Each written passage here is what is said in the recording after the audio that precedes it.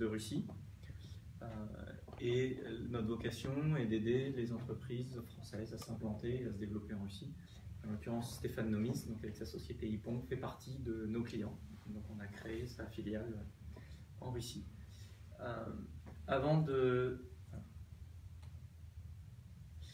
rentrer dans le détail de l'incubateur et pour aller un petit peu plus loin encore, ce qu'a dit Irina sur le marché russe, les différents secteurs, je vais utiliser notamment des slides de l'ambassade, du service économique de l'ambassade de France en Russie. Ils sont très bien faits, ils ont accès à plein de chiffres, donc je vais pouvoir vous en donner quelques-uns avec quelques focus sectoriels. Et ensuite, rapidement, je vous raconterai un peu plus l'histoire de l'AMF, qui sont nos clients, comment on travaille avec les PME françaises et comment vous implanter en Russie si vous souhaitez vous implanter en Russie. Bon, quelques banalités, forcément, vous le savez déjà. Après, c'est une présentation que je fais aussi à des gens qui ne connaissent pas du tout la Russie. Donc, je vais passer rapidement. Évidemment, c'est le plus grand pays du monde. Le 6e PIB mondial en parité de pouvoir d'achat, c'est pas forcément quelque chose qui est connu. C'est vrai qu'avec la dévaluation du rouble, le PIB a pris une claque. Mais si on regarde en pouvoir d'achat, ça reste la 6e puissance mondiale. Et le fait d'être au Conseil de sécurité de l'ONU n'est pas négligeable et permet à la Russie de conserver un poids sur l'échiquier géopolitique tout aussi important.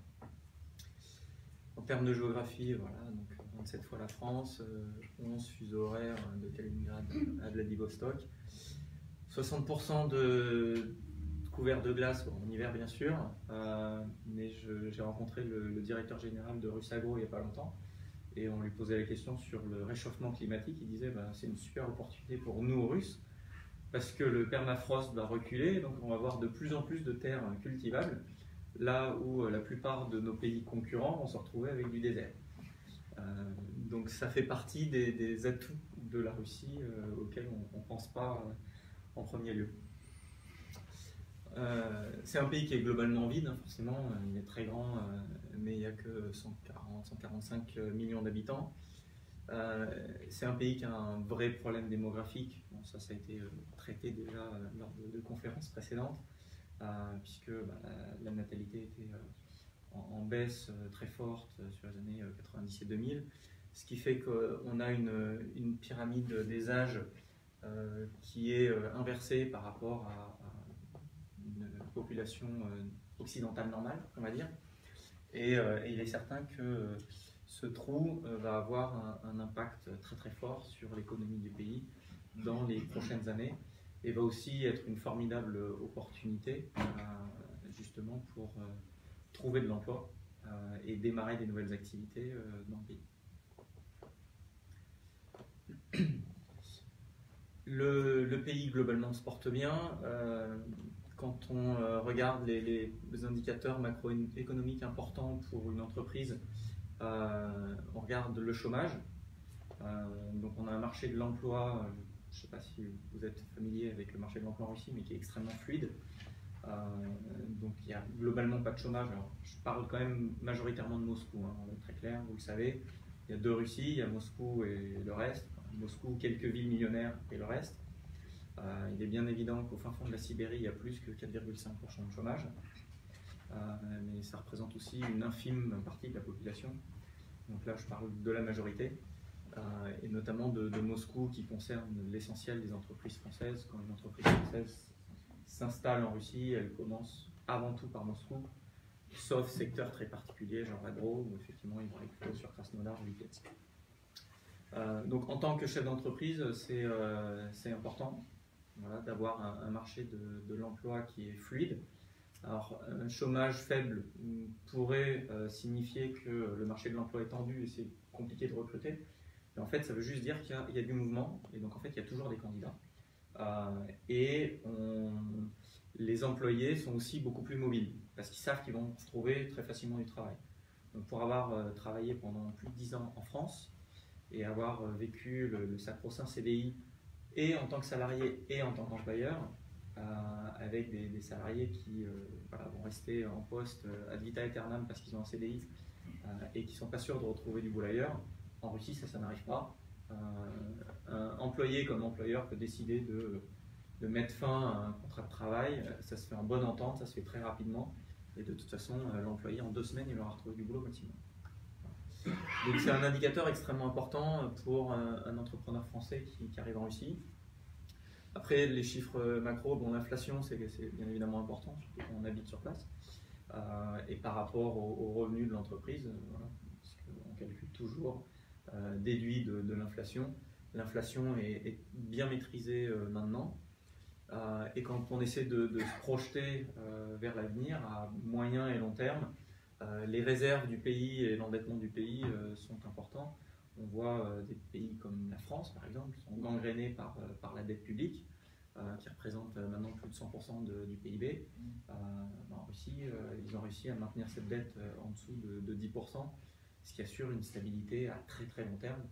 Alors qu'en France, bon, on pense tous qu'un pays ne peut pas faire faillite, mais on n'est jamais à l'abri. En l'occurrence, il y a quelques pays un peu moins développés que les pays européens, notamment en Amérique du Sud ou en Afrique, qui eux font faillite. A priori, ça ne peut pas arriver à la Russie. Pour autant, la Russie a un problème de dépendance aux hydrocarbures. Là, vous voyez la corrélation, je ne vous apprends rien, entre la croissance du PIB et le prix du pétrole. Bon, en 2009, grosse crise, forcément le PIB baisse fortement.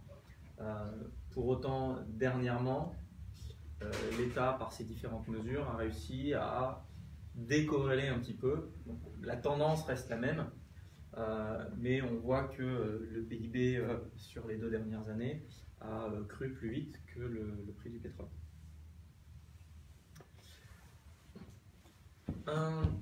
Une faiblesse de l'économie russe, ce sont les investissements étrangers. Donc ça ne s'arrange pas en ce moment, très clairement. La Russie fait peur, donc elle a quand même du mal à attirer davantage d'investisseurs étrangers. Donc on est sur des niveaux très faibles, comme vous disiez, comparables à l'Afrique du Sud. Je le disais tout à l'heure, bien évidemment il y a une énorme disparité. Donc quand on parle de Russie, bon, il y a quand même 83 régions, si je me souviens bien, enfin, sujet de la fédération, entre les kraïs, les oblasts, les républiques, etc. Chacun ayant des niveaux de développement assez disparates. Pour autant, tant qu'on reste à l'ouest de l'Oural, ce qui doit représenter 70 ou 80% de l'économie du pays, on est sur des niveaux de développement comparables à l'Europe. Un des atouts que je mets toujours en avant quand je discute avec des entreprises françaises, un des atouts russes, c'est le niveau d'éducation. C'est d'ailleurs ce qui m'a amené, moi, en Russie, et je vous expliquerai un petit peu plus tard pourquoi. J'ai peut-être un avis biaisé parce que voilà, je vis en Russie et donc j'ai un a priori positif sur la Russie, mais je pense sincèrement que le peuple russe est le peuple le plus intelligent du monde. En France, on est quand même pas mal, mais pour avoir voyagé dans pas mal de pays, j'ai vraiment ce sentiment-là. Je trouve que ça transpire dans le pays, dans toutes les couches. Bien évidemment, il y a un système éducatif qui est performant, mais quand on parle avec des Russes de toute classe et dans tout milieu, que ce soit des vendeurs dans des magasins, que ce soit des chauffeurs de taxi quand on arrive de l'aéroport, voilà, c'est l'impression que ça me laisse 6 ans après mon installation ici.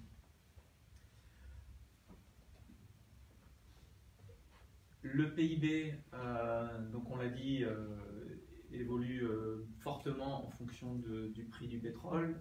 Donc il y a eu des baisses significatives liées à la crise de 2009, puis liées à la crise de 2015, consécutif aux sanctions.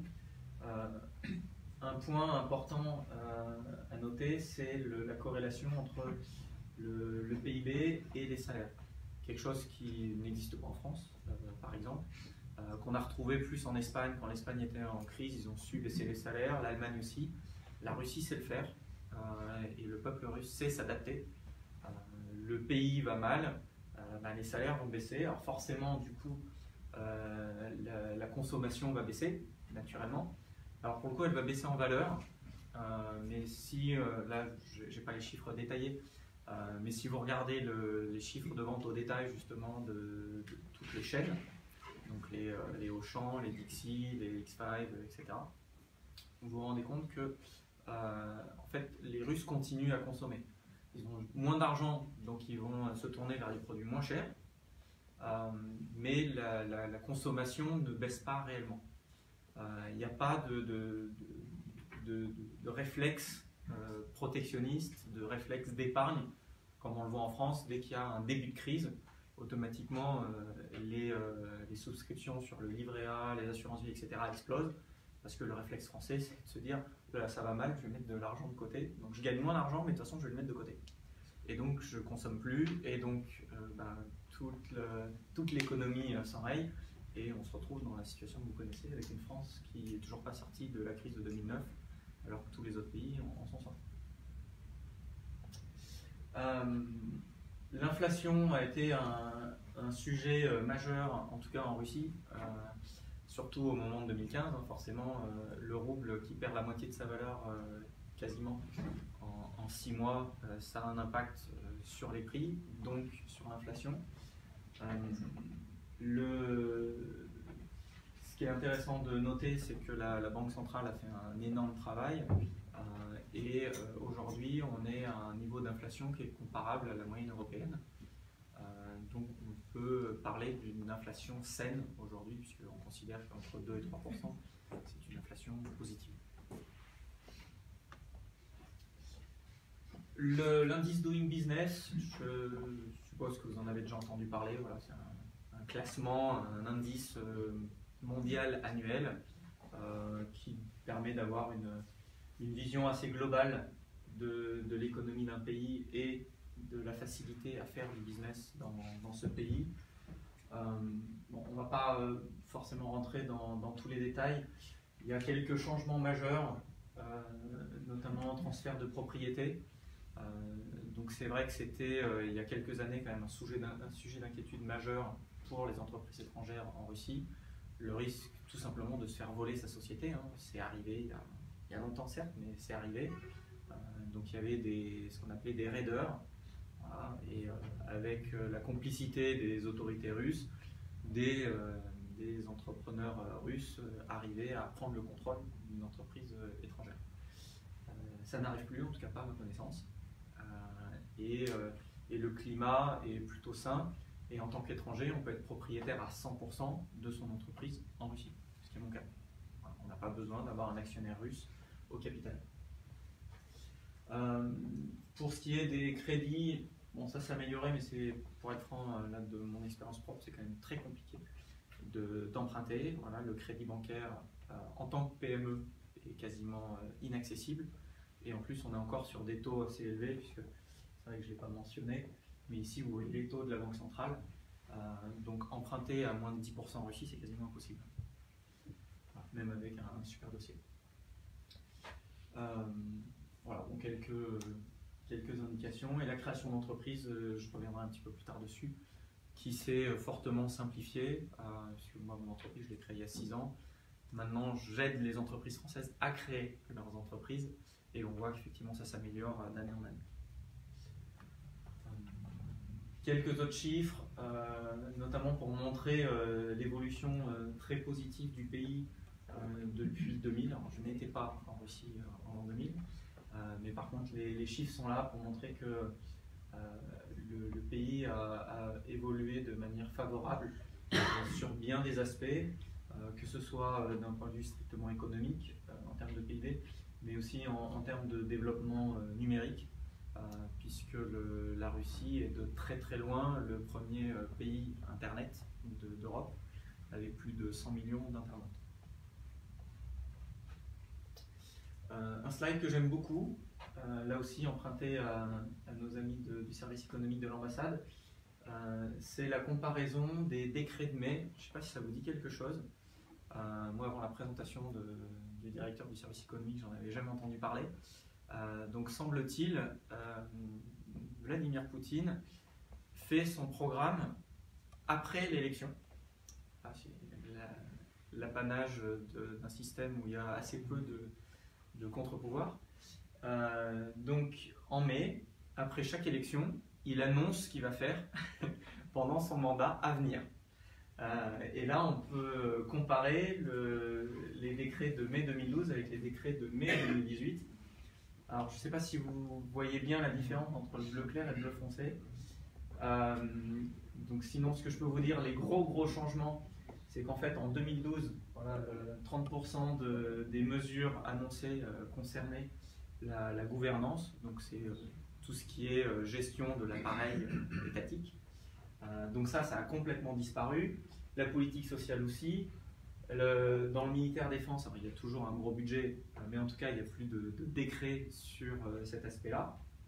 Donc c'est plus un sujet central de la politique du gouvernement.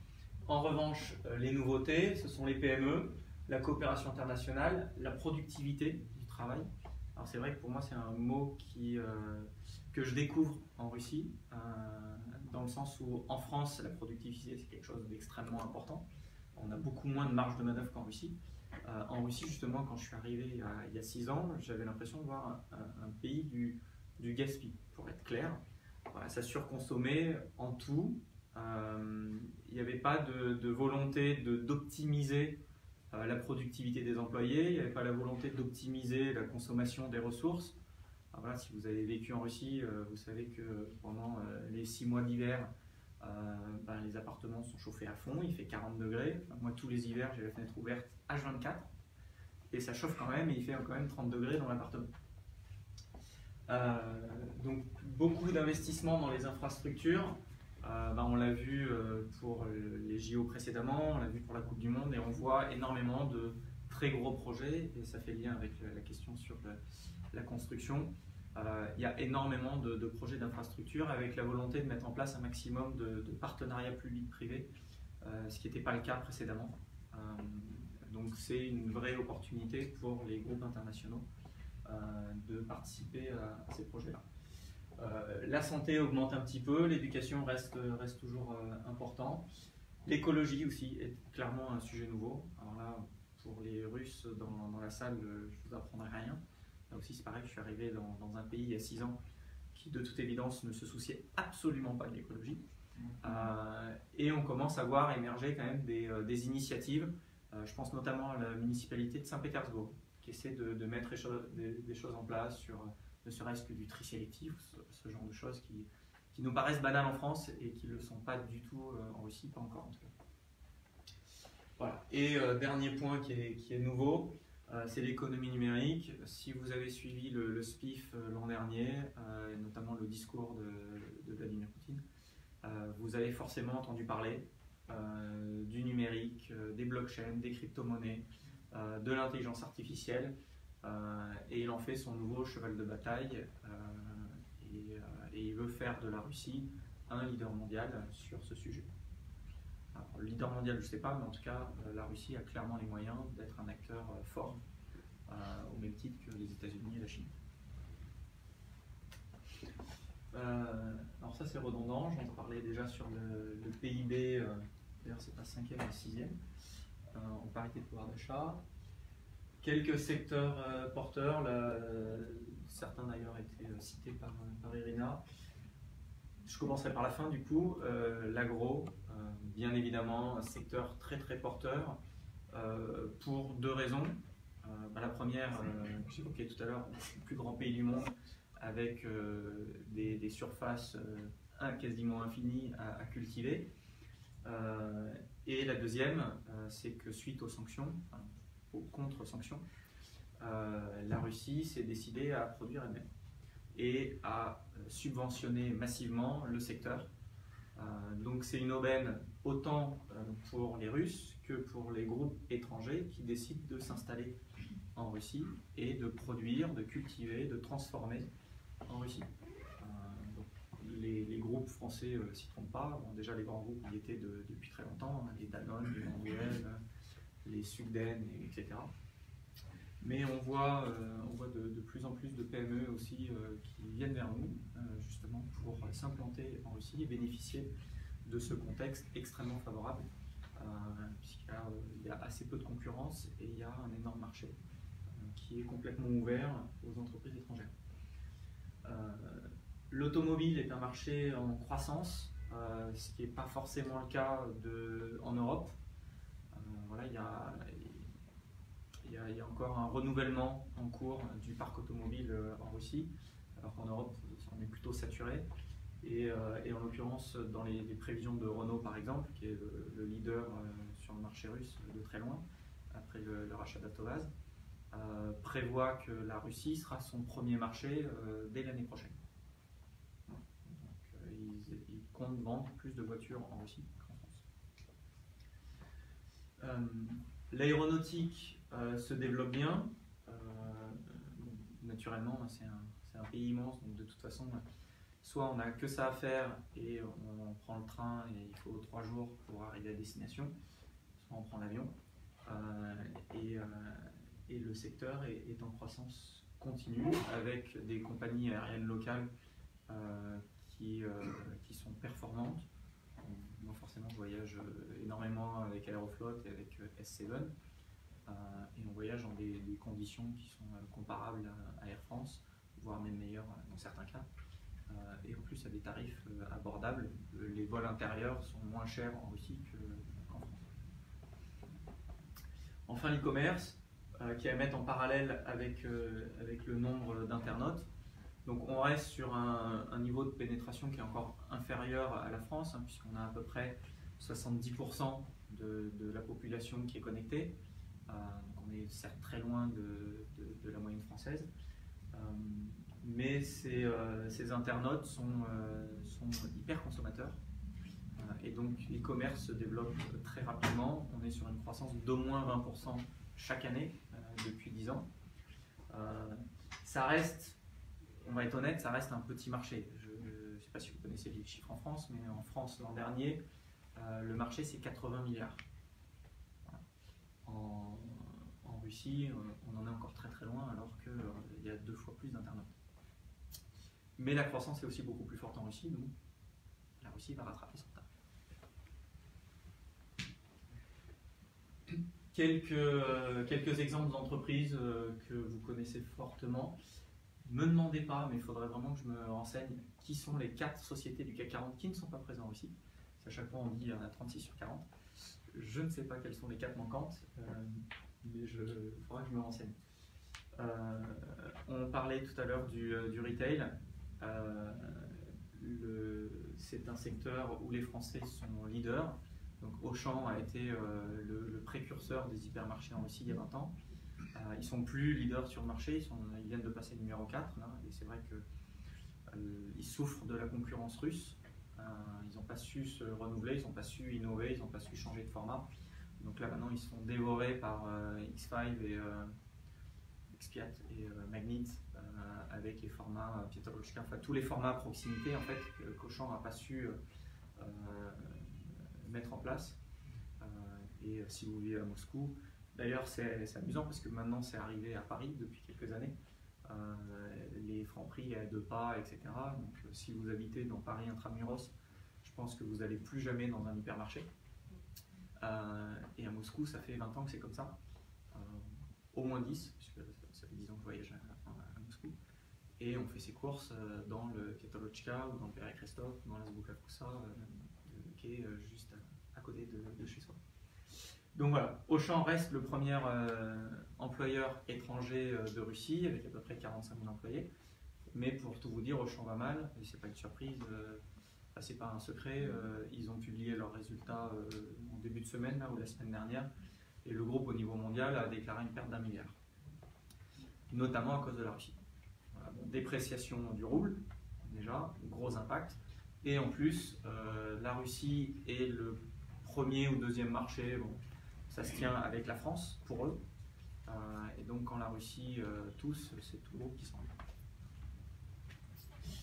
Leroy Merlin en revanche va très très bien, ils sont leaders de très loin du marché du bricolage, ils ont 25% de part de marché, ils ouvrent un magasin par mois, et eux justement sont en train de basculer aussi sur les formats de proximité. Ils ont ouvert leur premier magasin de proximité l'an dernier.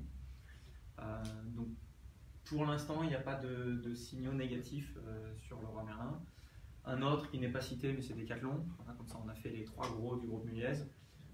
Decathlon se porte très très bien. Bon, ils sont loin derrière Sportmaster, mais ils ont quand même 20% du marché. Donc c'est pas négligeable pour une entreprise étrangère. Et ben, ils sont seuls avec Sportmaster. De toute façon, il n'y a pas d'autres vraiment grosses chaînes.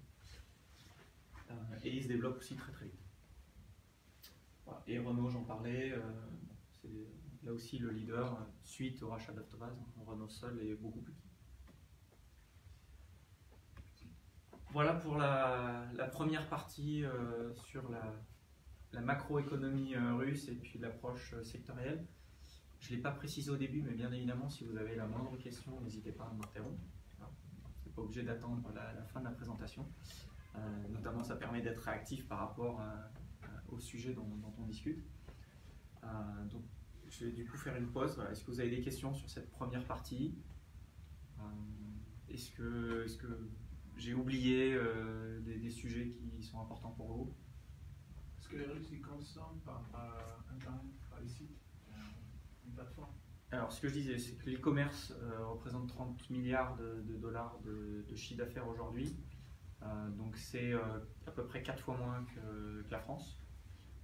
Mais c'est en très très forte croissance et ça représente quand même un volume non négligeable.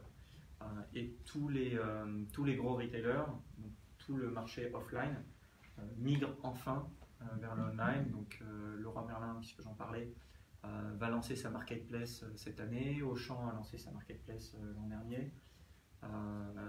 Les pure players se développent bien. Donc je parlais des achats de proximité, Père et Christophe, etc. Mais les Russes consomment énormément aussi sur Woodconos par exemple, donc notamment pour se faire livrer les boissons, etc. parce que c'est un peu lourd. Donc ils vont aller acheter les petits formats au Père et Christophe et ils vont se faire livrer les gros formats par Woodconos en l'ayant commandé en ligne. Donc l'e-commerce, oui, se développe beaucoup. Le mobile commerce se développe encore plus. Donc, à l'intérieur de l'e-commerce, l'utilisation du mobile est de plus en plus importante. C'est vrai que j'ai pas mis le chiffre, j'aurais pu le mettre. La Russie est le premier pays consommateur d'Apple Pay et de Samsung Pay. Voilà. Donc c'est un des aspects sur lequel j'ai pas encore insisté, mais ce que j'adore aussi avec la Russie, c'est que c'est un peuple de technophiles. Et donc dès qu'il y a une nouvelle technologie, la Russie est souvent précurseur dans l'utilisation de cette technologie. Je me souviens d'un de mes premiers voyages en région en Russie en 2012, ça devrait être. Voilà, j'ai fait Kazan, j'ai fait Ekaterinbourg, j'ai fait Novosibirsk et j'avais acheté un petit boîtier Yota. Je ne sais pas si vous connaissez, c'est un des opérateurs mobiles russes, un petit mais très innovant. C'était un boîtier 4G qui me permettait pour, je crois, 30 € par mois, d'avoir de la 4G illimitée dans tout le pays. Et j'étais à Kazan, j'étais à Ekat, j'étais à Novosibirsk, j'avais de la 4G partout, plein débit, alors qu'en France, j'avais du mal à avoir de la 3G dans ma ville natale, à Issoire. Voilà, qui n'est pas non plus perdu, quoi. Une question justement sur les technologies de paiement électronique. Oui. Le fait qu'il y ait des sanctions, qu'il y ait des tensions avec les USA et l'utilisation des technologies américaines, est-ce que ça peut ralentir ce type de moyens de paiement? Est-ce que les Russes recherchent des solutions alternatives?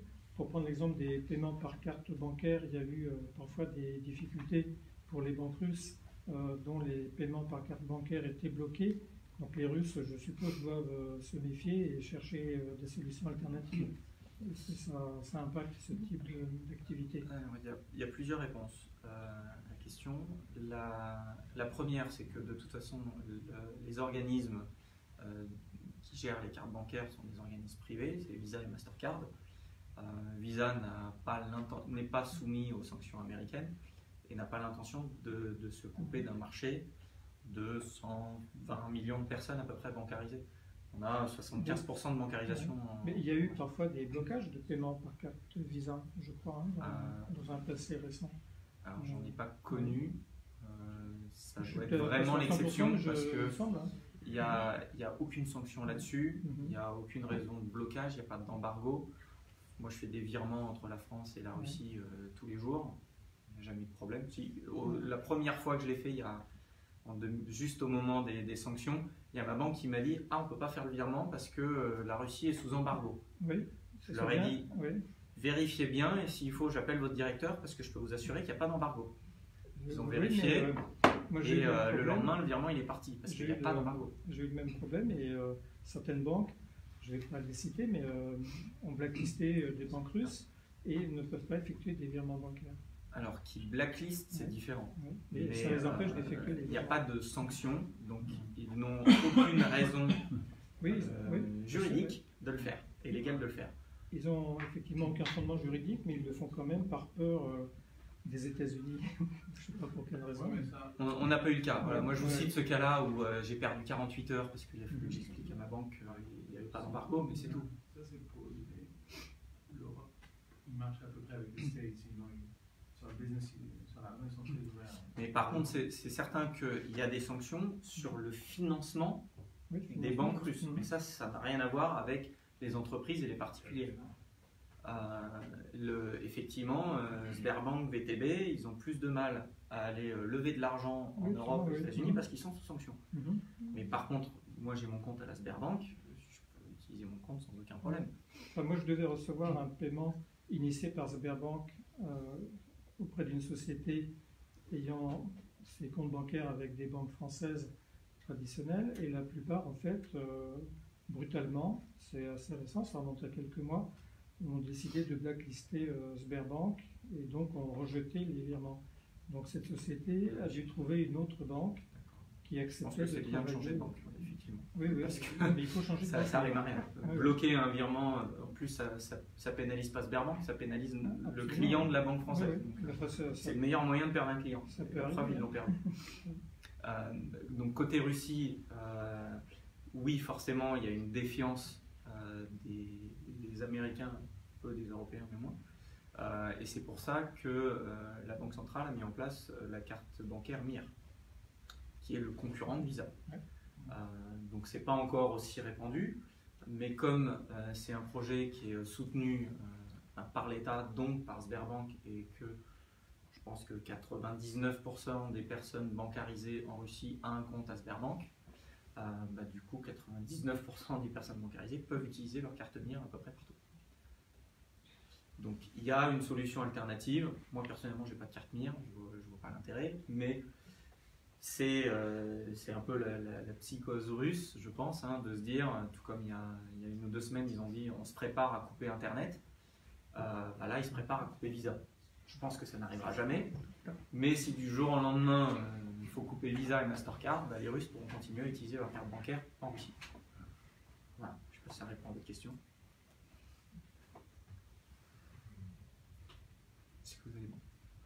Juste une question très généraliste, je ne sais pas comment la poser, mais concernant l'exécution des contrats en Russie, il y a une difficulté particulière concernant les entreprises.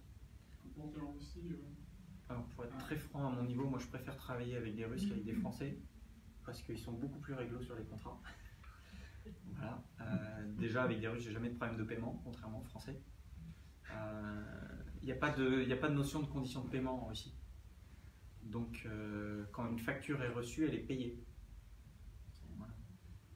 Avec un Français, bon déjà il va négocier 30 jours de délai de paiement. Et puis ensuite, il va attendre la 4e relance pour dire « Ah oui, c'est vrai, j'avais oublié, ok, je la mets en paiement. » Et puis ça dure encore 1 an. Voilà. Donc, exécution des contrats, personnellement, à mon niveau, j'ai jamais eu de soucis. Alors, je suis une petite entreprise, on est une PME, on travaille avec des PME. Typiquement, voilà, quand on travaille avec des grands groupes type Leroy Merlin, c'est la croix et la bannière pour se faire payer. Voilà. On se fait payer à 6 mois en général.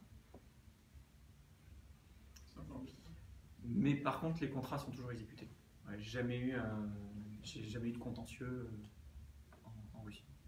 Là, juste pour le fun, je vais en tester un, justement avec une boîte française qui ne veut pas payer la dernière facture. Et donc, pour tester le contentieux en Russie, je vais faire ça. Mais sinon, non, c'est... Il y a un code enfin, il y a un droit du travail, un droit des entreprises qui est très très proche du droit français. Je ne sais pas si c'est un héritage napoléonien, comme chez nous, peut-être qu'il a laissé ça en passant, même s'il n'est pas resté très longtemps. Mais en tout cas, on a le même principe de CDD, de CDI. Je parlais tout à l'heure de fluidité du marché du travail. Les Russes pourraient tout à fait se comporter comme les Français, parce que le CDI est aussi dur, voire plus dur en Russie qu'en France. On ne peut pas casser un CDI.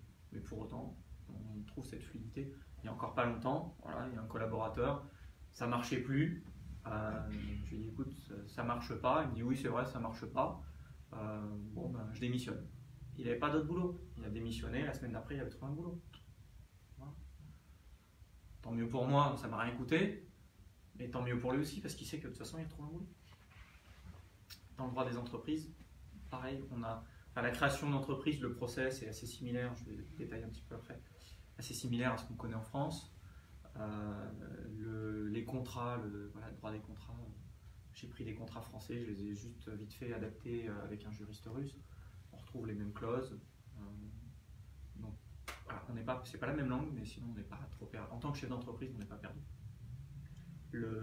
La seule vraie grosse différence, et là aussi j'y reviendrai un peu plus en détail, c'est la différence culturelle.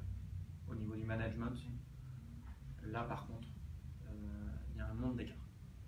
Et si on arrive en Russie en se disant on va manager comme en France, on va se planter. Donc moi je me suis planté avec mon premier salarié. Voilà. C'est-à-dire qu'on ne fonctionne pas de la même manière, on ne réfléchit pas de la même manière, on ne planifie pas de la même manière, on ne travaille pas de la même manière. Et donc notamment tout ce qui est management participatif, ça ne marche pas en Russie. C'est sociétal, c'est culturel, c'est historique. Les Russes ont besoin d'une poigne ferme. Voilà. Donc il y a un chef et des exécutants. On ne peut pas tous être chef. Alors qu'en France, tout le monde est chef. Pour ça, ça marche pas. Alors, en France, parfois ça marche. Enfin, il y a des côtés positifs à ça aussi. Non, ça peut pas marcher. Parce que le Français ne connaît pas sa culture. Il n'est pas fier de son pays. I'm sorry. Par rapport aux Anglais. Il y a plein de. Par rapport aux Russes. Il y a plein d'inconvénients au management et à la culture russe. Et pour être franc, je préfère nettement la culture française, pardon. Je préfère nettement la culture russe et la culture française. Bah oui. Justement en termes de management, etc. Mais bon, j'ai fait les deux, j'ai géré des entreprises en France, j'ai géré des entreprises en Russie, et donc je mesure l'écart, et il est important de prendre cette mesure-là dès le début pour éviter de se planter. Et j'ai rencontré pas mal de boîtes françaises qui ont essayé de rentrer sur le marché russe pendant les années 2000, justement au moment où l'économie était florissante. Ils se sont dit tiens, il y a un super marché, c'est l'Eldorado, on y va. Et ils n'avaient pas les bonnes clés de lecture et ils se sont plantés, et maintenant ils ne veulent plus retenter l'expérience parce qu'ils se sont plantés.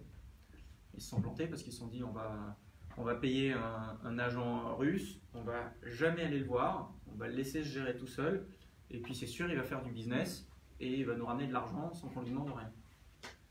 Alors déjà en France je suis pas sûr que ça marche, mais en Russie c'est sûr que ça marche pas. Voilà. L'agent, il faut l'appeler le matin, le soir, tous les jours, lui dire ce qu'il doit faire, vérifier que le soir il a fait ce qu'il devait faire, et c'est du micromanagement, et c'est comme ça que ça marche. Et au final, ça prend pas tant de temps que ça. C'est juste qu'au lieu de faire des réunions de 3 heures une fois par semaine pour dire voilà la stratégie qu'on va faire à la française, on fait une réunion de 10 minutes tous les jours. À la fin de la semaine, on n'a pas passé plus de temps. Oups, on a perdu le livre.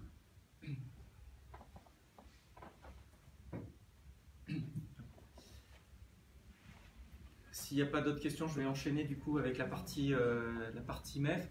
Bon, pour vous raconter un petit peu plus mon histoire, c'est vrai que je ne me suis même pas présenté. Donc moi en fait j'ai fait une école d'ingénieur en informatique il y a presque 20 ans maintenant, en Auvergne. J'ai fait mes 10 premières années en SS2I, société de conseil, Altran, Capgemini, Alten, vous connaissez peut-être ces noms-là. J'étais directeur technique et directeur offshore. Donc l'offshore pour une boîte d'informatique, d'ingénierie, c'est de la sous-traitance low cost. Voilà, c'est pas des champs pétroliers.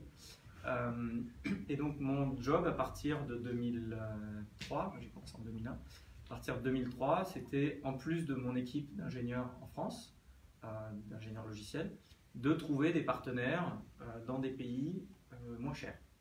Donc bien évidemment, j'ai commencé par l'Inde, ça a été catastrophique, parce que, pour vous le dire tout net, alors là, il y a un gap culturel qui est encore plus important qu'avec les Russes, et puis ils sont nuls. Voilà, je vais le dire clairement, pour faire du développement logiciel, ils sont nuls. Donc, ils ont planté absolument tous les projets que j'ai testés avec eux pendant 1 an. Et le hasard a fait qu'un de mes collègues, à l'époque j'étais chez Altran, sortait avec un mannequin de Novosibirsk. Vous allez me dire quel est le rapport avec le développement logiciel. Et ben, il se trouve que lors d'un voyage à Novosibirsk avec sa copine, il a rencontré plein de boîtes d'IT et il m'a dit faut que tu y ailles, c'est le paradis. Il y a des développeurs partout, ils coûtent rien et ils sont super bons. Et en plus, ils parlent anglais. Et donc, j'ai pris mon avion. J'ai pris l'avion pour aller à Novosibirsk. Je ne me suis même pas arrêté à Moscou. Janvier 2003. Donc j'ai découvert l'hiver russe, moins 35, à Tolmachevo. C'était vivifiant. Et j'ai passé 3 jours à échanger avec des partenaires potentiels russes. Et effectivement, j'ai découvert des ingénieurs qui étaient brillants, qui parlaient très bien anglais, qui avaient la même culture. Parce qu'autant sur la partie management, sur la partie commerciale, etc., on est très différents, mais alors sur la partie technique, scientifique, pour moi c'est du copier-coller. Un français et un russe, c'est du pareil au même, on se comprend immédiatement. Donc là on s'est tout de suite compris. Je leur ai confié un premier projet que les Indiens n'avaient pas été capables de sortir en 1 an, en 15 jours les Russes me l'ont sorti. Là je me suis dit c'est bon, on va être parti pour une belle aventure. Donc pendant 6 ans, 7 ans, au gré de mes changements de poste, j'ai continué à faire de la sous-traitance en Russie. Pour vous donner un ordre d'idée, un russe me coûtait 3 fois moins cher que mes employés français et me coûtait à peu près le même prix que les Indiens qui produisaient rien. Voilà, à titre de comparaison. Bon, les prix ont légèrement augmenté depuis, mais ça reste encore 3 fois moins cher qu'à Paris. Et puis en 2011, j'en avais marre des grands groupes. En fait, chez Altran, chez Capgemini, etc., je travaillais pour des grands comptes. C'était Thales, c'était ADS, etc. Et j'avais envie de travailler avec des startups, de travailler dans l'innovation. Et puis surtout, je sentais une opportunité au gré de mes voyages en Russie. Alors, j'avais toujours pas mis un pied à Moscou, j'allais toujours à Novosibirsk. Je me disais, en Russie, il y a des super ingénieurs. En France, en 2011, il n'y en avait plus, c'était la crise, c'était tous partis aux États-Unis. L'argent, il n'y en avait plus en France. En Russie, c'était l'inverse. Ils étaient ressortis de la crise et ils commençaient à s'intéresser aux nouvelles technologies. Et donc, il y avait des fonds d'investissement qui se créaient toutes les semaines, avec 50, 100 millions de dollars. Et à l'inverse, je me rendais compte que les Russes n'étaient pas vraiment entrepreneurs. Donc on est très fiers en France de dire on n'a pas de pétrole mais on a des idées. Et c'est vrai, j'ai vu la différence. On est plus un peuple d'entrepreneurs en France et les Russes sont plus un peuple d'ingénieurs et d'exécutants. Donc je me suis dit il y a quelque chose à faire. On se comprend bien d'un point de vue technique. En France on a plein d'idées mais on n'a plus trop les moyens de les mettre en œuvre parce que les ingénieurs ils sont partis et puis l'argent il n'y en a plus. Les ingénieurs et l'argent il y en a en Russie. Donc on va essayer de faire un mariage intelligent entre des startups françaises et russes. Et c'est comme ça que j'ai créé Obvious, avant de créer Obvious Russie en 2011, en m'associant avec BPI France, que vous connaissez, qui s'appelait Oseo à l'époque. Tout le monde connaît BPI France ? Oui. La banque publique de l'investissement, 40 milliards de budget pour financer les entreprises françaises et notamment les PME et les startups. Donc BPI France en 2010 signe un accord avec son homologue russe pour financer ce type de mariage. Donc je me lance sur cette opportunité, je crée Obvious et rapidement je me prends un mur parce que je n'avais pas bien étudié le marché et j'avais omis un détail, c'est que les Français ont peur des Russes d'un point de vue professionnel et qu'aucune start-up française n'est prête à travailler, à collaborer avec une start-up russe parce que dans son inconscient, il ne connaît rien à la Russie, mais les Russes, ce sont forcément des hackers. Et donc il va se faire voler sa propriété intellectuelle, son idée, il va tout se faire voler. Voilà. Donc j'ai quand même réussi à lancer quelques projets avec des Français qui étaient un peu mieux renseignés sur la Russie et qui donc n'avaient pas peur de la Russie. La plupart du temps d'ailleurs c'était des Français qui étaient mariés à une Russe, ça aide. Mais je me suis dit voilà, je ne vais pas aller très loin avec ce business-là, donc il faut faire quelque chose. Et sur les premières missions où je cherchais à marier ces startups françaises avec ces startups russes, j'ai commencé à découvrir Moscou. Parce que là, pour le coup, pour chercher un partenaire, la capitale économique, c'est quand même Moscou. Donc, j'ai multiplié les voyages à Moscou et j'ai découvert un pays dans le pays, une ville hyper développée, avec une économie galopante et des opportunités à tous les coins de rue. Dès que je discutais avec un Français, il me disait « Ah, j'ai monté telle boîte, j'ai fait de l'argent comme ça, comme ça. » Je discutais avec des startups, je voyais qu'elles poussaient de partout. Et je commençais à rencontrer des investisseurs qui me disaient ah ben, on manque de projets, on a trop d'argent. C'est un bon problème, on va t'aider à le régler. Et c'est à ce moment-là que j'ai décidé donc, de créer Obvious en Russie, sans savoir vraiment ce que j'allais faire, mais je me disais il y a forcément plein de choses à faire en Russie. Donc je vais commencer par m'installer personnellement, vivre sur place, créer une société, et essayer de vendre des services. Voilà, je suis consultant de formation, je vais bien réussir à vendre mes services. Et pour m'accompagner, j'ai cherché un incubateur. Voilà, parce que ce qu'il faut savoir, j'en ai honte, hein, mais je ne parle pas russe. Je ne parle toujours pas russe. Je parle quelques mots bien sûr, mais je m'appuie sur mon équipe russophone pour tout faire. Et comme mes clients sont français et que ma femme est française, j'avoue que j'ai du mal à progresser en Russie. Donc je suis arrivé à Moscou. Comment je fais pour créer une entreprise? Je vais voir Mazar, ils me disent ben voilà, c'est 20 000 €. Ça fait un petit peu cher, c'est mon chiffre d'affaires de l'année, donc je ne vais peut-être pas pouvoir passer par vous. Et par contact, j'ai des Français qui me disent ah bah tiens, contacte telle comptable, elle parle 3 mots d'anglais et tu vas t'arranger avec elle. Effectivement, je me suis arrangé avec elle, mais le process a duré 6 mois. Alors que je vous expliquerai le process réel, c'est beaucoup plus court. Finalement, ça m'a coûté assez cher en billet d'avion parce que je passais mon temps encore à faire aller-retour avant de m'installer. Et je me suis dit, je dois quand même pas être le seul Français à pas avoir 20 000 € de budget pour créer une OO. Et qui pour autant a envie de faire quelque chose en Russie. Et c'est comme ça qu'est née l'idée de la MEF, la Maison des entrepreneurs français. Donc comme je n'ai pas trouvé d'incubateur français, j'en ai créé un. Voilà. C'est ça la genèse de ce projet. En même temps que je m'installais en Russie, j'avais 2 clients français qui voulaient s'installer en même temps. Et je leur ai dit, ben, ce qu'on va faire, c'est qu'on va louer des bureaux ensemble. Voilà, ça me permettait moi d'amortir le prix de mes bureaux. Et la MEF a démarré comme ça, dans 100 mètres carrés de bureaux partagés. Puis j'ai commencé à en parler un petit peu dans la communauté française. En 6 mois, on avait rempli, il fallait pousser les murs. Donc on s'est agrandi à l'été 2014. Donc là j'ai signé un bail pour 700 mètres carrés. J'avais un carnet de commandes plein craqué. Les boîtes françaises voulaient toutes venir en Russie, enfin les PME. Et puis est arrivé un événement que vous connaissez tous, la Crimée. Et du jour au lendemain, alors que j'avais déjà signé mon bail, mon carnet de commandes s'est vidé intégralement. Toutes les boîtes françaises ont stoppé leurs investissements en Russie à l'été 2014. Donc j'ai eu quelques sueurs froides, fin 2014, début 2015. J'ai aussi perdu beaucoup d'argent parce que j'avais 700 mètres carrés vides, enfin pas vides, mais majoritairement. Et puisque Irina posait la question tout à l'heure en introduction, comment j'ai fait? J'ai survécu grâce aux Français qui étaient déjà sur place. Et donc on a créé un centre de gravité des PME françaises en Russie, puisque ça n'existe pas. Déjà, il n'y en a pas beaucoup. Irina le disait, il y en a 500 et encore, je pense qu'il y en a moins que ça maintenant, puisqu'il y en a pas mal qui ferment en ce moment. Globalement, en fait, c'est pas que le pays. Ouais, au global. Bon, après, une fois qu'on a enlevé les 40 grosses sociétés, voilà. Donc ces PME étaient réparties aux 4 coins de Moscou. Il n'y avait pas d'incubateur, il n'y avait pas de centre d'affaires français comme il peut y avoir un énorme centre d'affaires allemand par exemple depuis des années. Et donc j'ai joué sur cette force de gravité en disant venez, on va se mettre ensemble, on sera plus fort, en plus on pourra partager tout un tas de coûts, tout un tas de services, etc.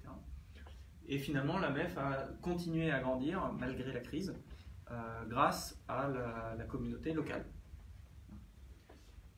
Et puis vers mi-2016, en fait, ça a coïncidé avec la campagne présidentielle française, où là, contre toute attente, on a vu la grosse majorité des candidats français qui étaient plutôt pro-russes.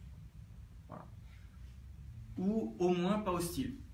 Voilà. Alors ça a changé des années Hollande qui ont été catastrophiques. Je ne vous cache pas que là aussi, quand on est français en Russie, pendant la période Hollande, avec son ambassadeur qui ne fait que répéter toutes les choses extrêmement désagréables et irrespectueuses qui viennent de la bouche d'Hollande, on rase un peu les murs quand on est français pendant cette période-là.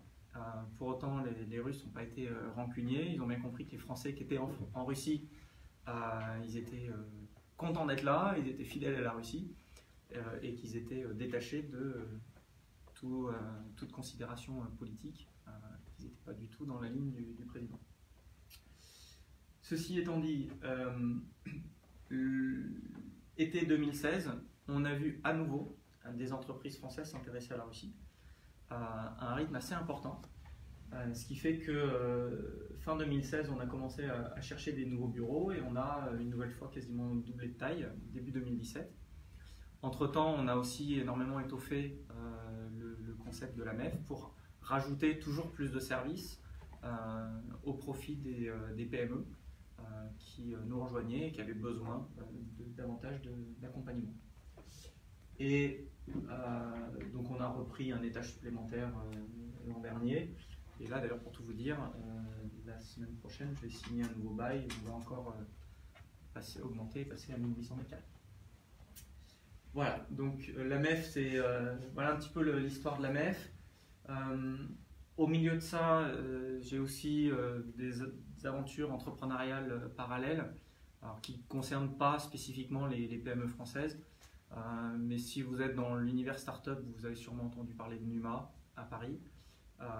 Et donc en l'occurrence, j'ai créé Numa à Moscou il y a 4 ans maintenant. Donc Numa, c'est un accélérateur de startup. Mais même si on est associé avec Numa en France, on est russe-russe, puisque mon équipe est russe et on accélère des startups russes. Et à la fin du programme d'accélération, quand même, on les amène une semaine à Paris pendant Vivatech, pour qu'ils découvrent le marché européen et qu'ils voient un petit peu la différence entre la Russie et le reste. Voilà. Et puis, comme disait Rina, je suis cofondateur d'un certain nombre de startups. Ce n'est pas le sujet ce soir, mais voilà, si vous le souhaitez, on pourra en discuter après.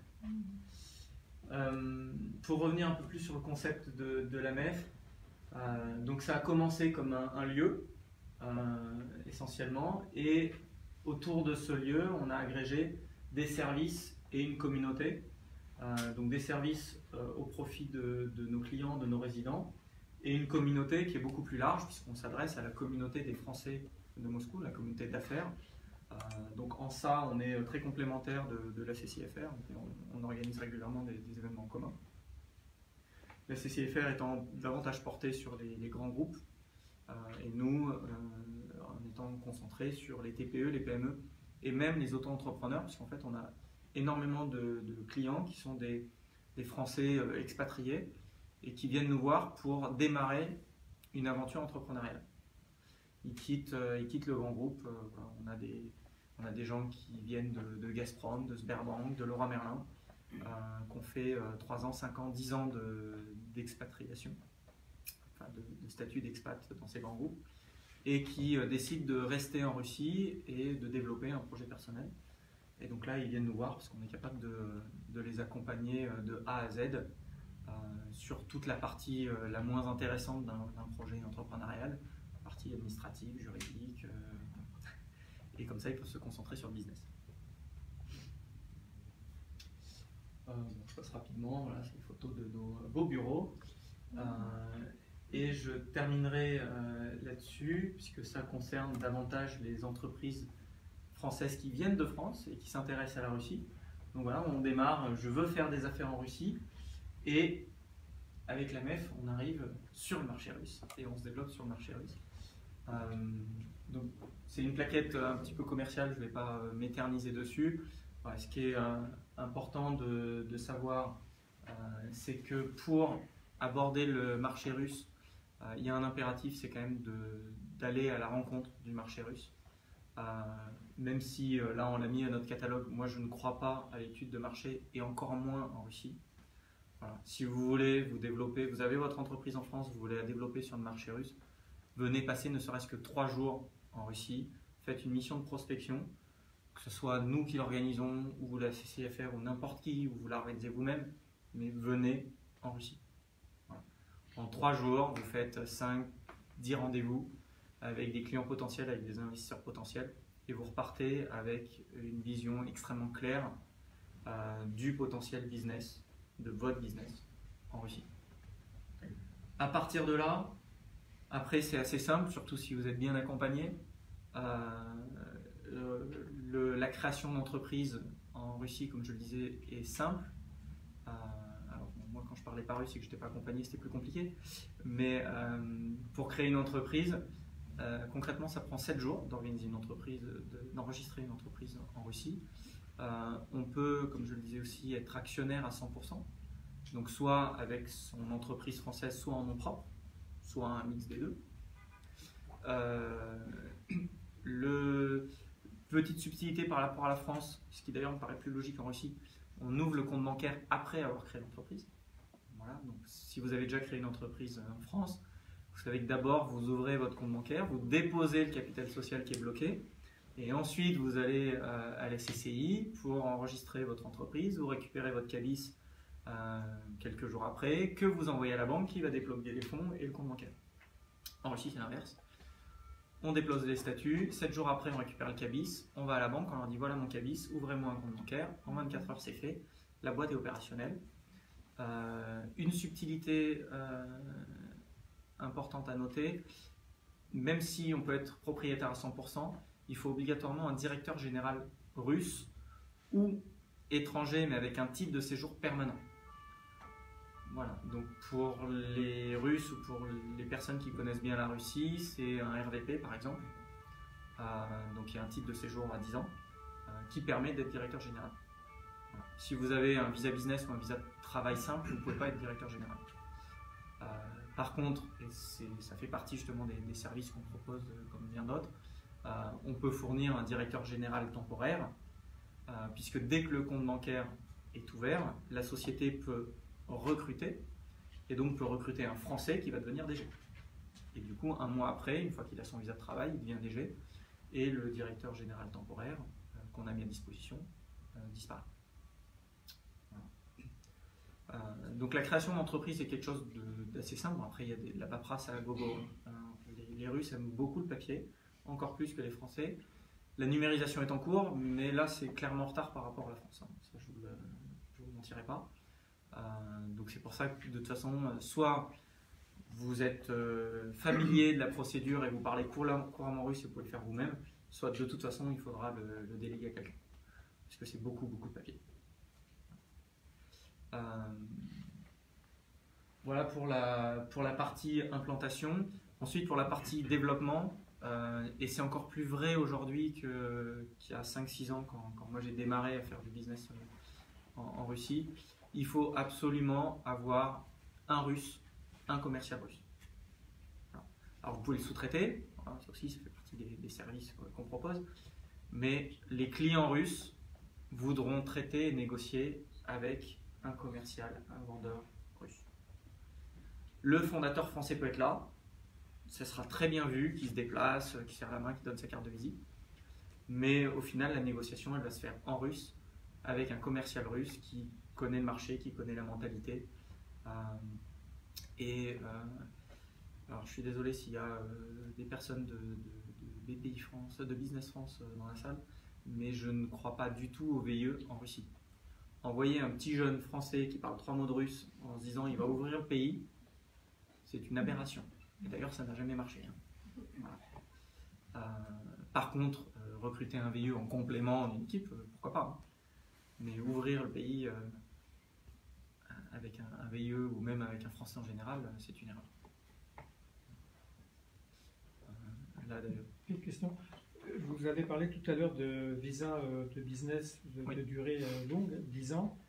C'est pas un visa business. Ça, c'est un type de séjour permanent. Oui, mais ça, c'est très compliqué à obtenir. C'est compliqué à obtenir. Et ça n'a aucun intérêt pour être. Oui. Je vais vous expliquer les visas d'ailleurs. Et pour être directeur général, il faut avoir ce type de visa, non? En fait, c'est pour être inscrit dans les statuts à la création de la société, il faut être russe ou avoir un titre de séjour permanent. Ce qui n'est pas mon cas, et pourtant je suis directeur général de toutes mes entreprises. En fait, c'est simplement à la création, le temps que le compte bancaire soit ouvert. Dès que le compte bancaire est ouvert, on peut recruter n'importe qui et le nommer DG. Voilà. Qu'il soit français, russe, peu importe. Donc, petite clarification peut-être sur les visas. Bon, il y a les visas business qui sont faciles à obtenir.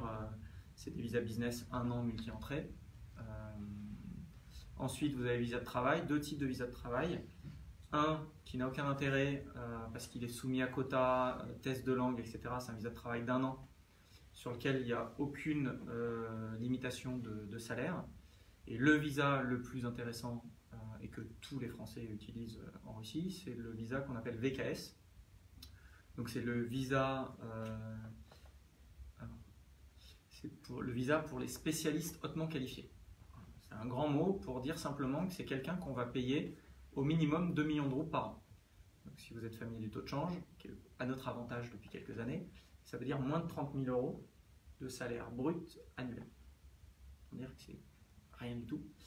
À partir du moment où il y a au moins 2 millions de roubles d'inscrits sur le contrat de travail, cette personne est éligible à ce visa. C'est un visa de 3 ans et non pas d'1 an, une procédure accélérée, pas de quota, pas de test de langue, et pour l'employé, enfin pour l'employeur, exonération de charges sociales. Donc, moi je suis DG de mes boîtes. Quand la société me verse 100, ça lui coûte en fait 13 d'impôts sur le revenu, et moi j'ai 87 dans la poche. Si vous avez une entreprise en France, faites exactement le même calcul, et vous verrez, alors je ne parle même pas de rajouter la TVA, etc., mais juste avec les charges sociales, les impôts sur le revenu, vous allez tomber au mieux à 40.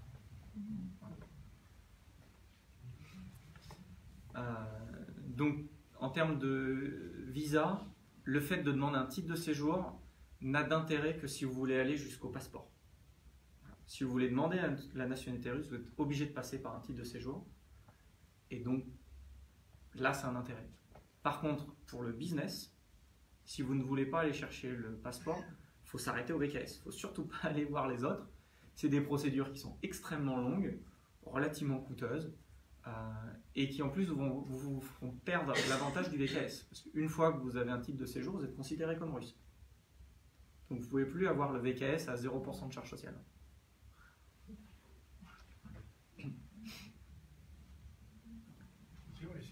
Est-ce qu'une personne morale, est-ce que l'équivalent des SAS existe là-bas? Oui, mais c'est la SARL qui est le plus répandue. Même Leroy Merlin est en SARL. Et est-ce qu'une personne morale peut être actionnaire, oui. Non, et directeur général, oui. Oui, d'accord. Et président aussi. Alors c'est une SARL, donc il n'y a qu'un directeur général. Non, mais je parlais d'une SAS. Les SAS, personne s'en sert. C'est un super statut en France. En Russie, tout le monde est en SARL. Il faut le voir avec un regard russe. Là, je comprends votre point de vue parce que j'ai monté une SAS et une SARL en France avant de créer une SARL en Russie. Et donc, je maîtrise bien la différence en France. En Russie, il n'y a pas de débat. Voilà, tout le monde est en SARL, c'est comme ça. Même les grandes entreprises. Oui. Je vous dis, Leroy Merlin, plus de 25 000 employés, c'est une OOO. C'est une SARL.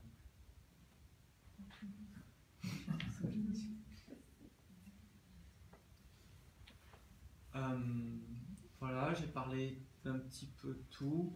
En termes de recrutement, alors je pense que vous avez déjà eu la chance, si vous êtes habitué des événements dialogue, de voir Alexandre Stefanescu. C'est une seule fois il y a très longtemps. Une seule fois il y a très longtemps. Bon, en l'occurrence, c'est notre partenaire privilégié, même exclusif, puisque Donc Alexandre, qui est en Russie depuis très très longtemps, est marié à une Russe, et lui justement a obtenu la nationalité russe, a créé en même temps que la MEF, en fait il a créé son cabinet de recrutement dans la MEF, au moment où on se crée également. Et donc il est spécialisé dans le recrutement franco-russe, de Russes pour des Français, de Français pour des Russes. Donc il pourrait vous en dire beaucoup plus. Bon, après, moi j'ai quand même recruté une trentaine de personnes en 5 ans, donc je vois un petit peu comment ça se passe aussi le recrutement. Comme je le disais tout à l'heure, déjà comme le marché de l'emploi est très fluide, c'est quand même relativement facile de recruter, y compris des personnes francophones.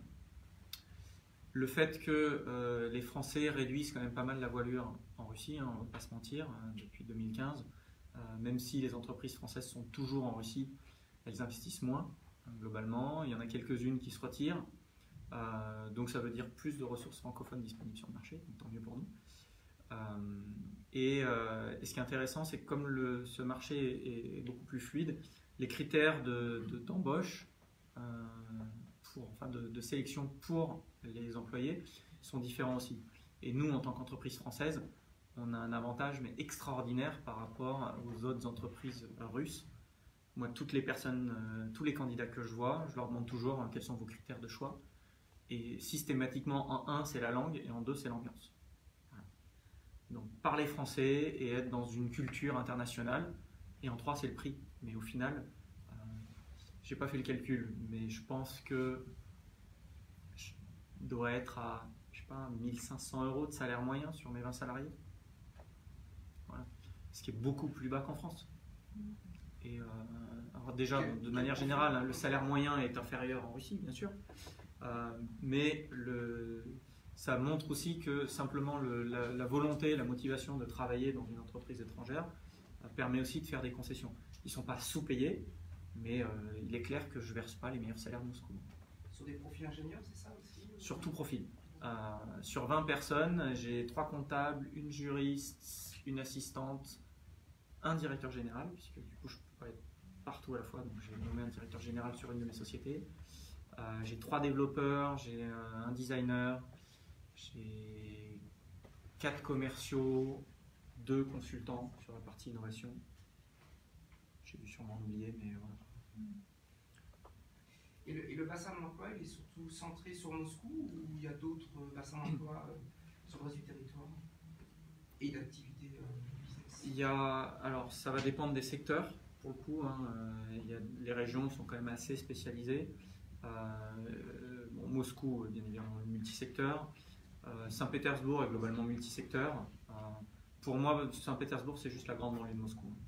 C'est 800 km, c'est 1 heure d'avion. C'est juste une culture différente. Alors, je vais sûrement choquer les pétarbourgeois de la salle, mais je déteste Saint-Pétersbourg. Parce qu'il y a un climat, je suis désolé, hein, mais il y a un climat catastrophique. C'est un avis personnel. Voilà. La ville est magnifique.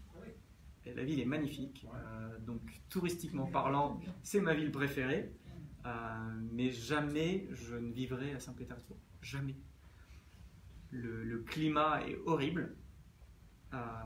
Et c'est une ville qui est trop lente. Déjà, quand je reviens à Paris, je trouve que c'est lent par rapport à Moscou. Mais alors, Saint-Pétersbourg, c'est trop lent. Mais à l'inverse, tous mes amis pétersbourgeois, ils ne supportent pas, dès qu'ils peuvent, ils repartent à Saint-Pétersbourg. Parce qu'ils sont habitués à, je dirais, la Dolce Vita. D'ailleurs, c'est pour ça qu'on appelle ça la Venise du Nord. Hein. Je pense que c'est l'italienne. C'est cool.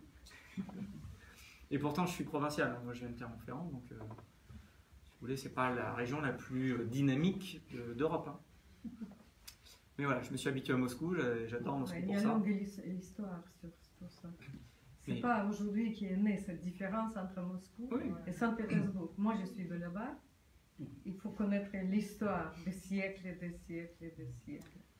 Il y a toujours il y a une richesse indéniable. Voilà. Quand je dis que je déteste Saint-Pétersbourg, c'est que je n'imagine pas une seconde de vivre à Saint-Pétersbourg. Et même s'il y a une superbe culture et une histoire, etc., je veux dire, au quotidien, c'est comme des vrais. Malheureusement, c'est comme les gens qui sont nés à Saint-Pétersbourg, qui n'imaginent même pas aller en Moscou. Bien sûr. C'est pareil. Et du coup, pour revenir sur le sujet des bassins d'emploi, de toute façon, les Russes ne sont pas des voyageurs. Donc déjà, alors que Saint-Pétersbourg-Moscou, c'est 1 heure d'avion, les deux bassins sont globalement imperméables. Quand je retourne, c'est moins fréquent maintenant, mais quand je retourne à Novosibirsk, je vois les mêmes personnes qu'en 2003. Voilà. Les gens qui naissent à Novosibirsk meurent à Novosibirsk. Voilà. Et même Kazan, qui est actuellement ma ville préférée après Moscou, parce que c'est voilà, de très loin la ville la plus innovante de Russie. C'est à 1h30 de Moscou. Faire venir un Tatar pour travailler à Moscou, c'est compliqué. Hein. Très très compliqué. Et du coup, comme le pays est immense, chaque grande ville, chaque région est un pays en soi. Donc avec sa propre économie, son propre bassin, il y a toutes les filières de formation possibles. Et même si chaque région est spécialisée, on va quand même retrouver de l'industrie, de l'agro, de la finance, un peu partout. Donc, il y a des grandes banques dans les régions du sud, sur Krasnodar-Rostov. Il y a Akbarts, qui est la grosse banque du Tatarstan. Je ne sais pas le nom de la grosse banque en Sibérie, mais il y en a forcément une. Et donc ça veut dire que l'activité business, par exemple pour vos activités à vous, elle est surtout centrée sur Moscou ou Moi, je fais on comme peut Moscou. avoir au titre français, européen, on peut élargir son activité de façon en dehors de Paris par exemple, assez facilement et naturellement. Sauf cas exceptionnel, il n'y a aucun intérêt pour l'entreprise française à aller ailleurs qu'à Moscou. Non, après il y a la localisation, et après il peut y avoir son activité qui l'amène à travailler à l'extérieur. On a le cas, un de nos clients qui est dans l'agro, là ils viennent d'ouvrir un bureau à Saratov. Et Yekaterinbourg. Alors Yekat, je connais très peu. C'est une ville qui se développe très très vite. J'avoue que je connais très peu, j'ai fait un seul passage à Yekat. J'ai pas trouvé la ville très dynamique, mais c'était il y a longtemps. Il faudrait que j'y retourne. Moi, je travaille dans le conseil. Moi, j'aurais conseillé justement les gens de votre profession aller à Yekaterinbourg. Là, il y a tellement de possibilités. Ouais. C'est vierge, mais le marché est quand même 15 fois plus petit que Moscou. Mais pour cette raison, il manque beaucoup. Oui, mais c'est toujours pareil. Est-ce qu'on veut accéder facilement à un client ou est-ce qu'on veut travailler un petit peu plus mais avoir 10 clients? Voilà. Le marché de Yekat est beaucoup plus petit. J'irai plus à, très franchement, j'irai plus à Kazan qu'à Yekat, au-delà du fait que je préfère la ville, mais parce que déjà le Tatarstan c'est une république autonome, donc il y a un marché qui est beaucoup plus protégé, beaucoup plus développé que Yekat, déjà, même s'il est plus près que Moscou. Oui, parce que Moscou c'était toujours number one. Mais ça restera number one. N'importe, c'était le pays soviétique, c'était n'importe. Ça changera pas. Tout était toujours à Moscou. Ça changera Mais que pas. la Russie elle est énorme, et moi je vois un grand avenir pour les entreprises françaises ou autres pays étrangers s'investir justement dans les régions, dans l'oblast. Seulement sur quelques secteurs. Voilà. Je vous donne un exemple. Juste avant de venir, j'étais en rendez-vous avec une start-up française, une belle boîte qui fait 5 millions d'euros de chiffre d'affaires, dans les technologies numériques. Les clients sont à Moscou. Ils vont